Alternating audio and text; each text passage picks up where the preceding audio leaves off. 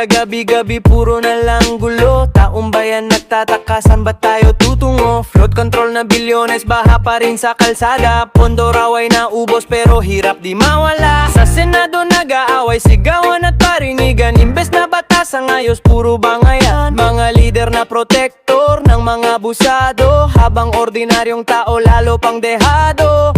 Habang presyo ay tumataas, pag-asa natin unti-unting nawawasak. Kaliwat ka na ng siraan, parang bayan natin ginawang palabas. Ang gulo ng Pilipinas ngayon, mga tao litong-lito sa panahon. Mga korap nagpapayaman, habang mahirap lalong nalulugmog naman. Puro politika, puro bangayan, imbes na serbisyo sa mamamayan. Bakit ang hustisya tila ba nakukulong sa gulong ginawa nila sa ating panahon? Impeachment dito, issue doon, habang problema ng bayan natatabunan ngayon. Puro Duterte ang laman ng usapan, pero kabuhayan ng tao walang kasagutan. Mga dating magkakaibigan ngayon nagsisiraan. Maaga pa sabay tinitiruan pero laban nagsimulan. Kanya-kanyang kampanya, kanya-kanyang bira, habang Pilipino sa hirap ay nagtitiis pa. May presidente raw pero bakit parang tahimik? Mga hinaing ng tao bakit hindi marinig? Kapag eleksyon saka lang lalapit, pagkatapos manalo biglang mawawala at sasaglit. Sino ba talaga ang para sa bayan? O lahat ba'y may kanya-kanyang dahilan? Taong bayan ang naiipit sa politikang paulit-ulit. Ang gulo ng Pilipinas ngayon, mga tao litong-lito sa panahon.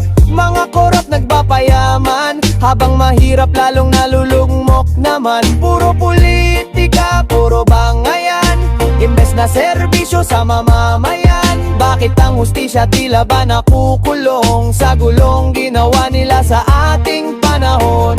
Hindi kulay ang kailangan, hindi pangalan o kampihan.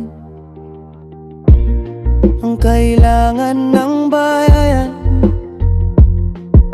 lider na may tunay na paninindigan. Yung may malasakit sa tao, hindi puro pangako. Hindi protektor ng kurap, kundi tapat sa bawat hirap. Ang gulo ng Pilipinas ngayon, pero pag-asa'y wag nating ibaon. Kapag nagkaisa ang mamamayan, may pag-asang muling babangon ang bayan. Hindi pera ang tunay na laban, kundi kinabukasan ng sambayanan. Sana balang araw magising ang lipunan at mahanap ang tunay na direksyon ng bayan.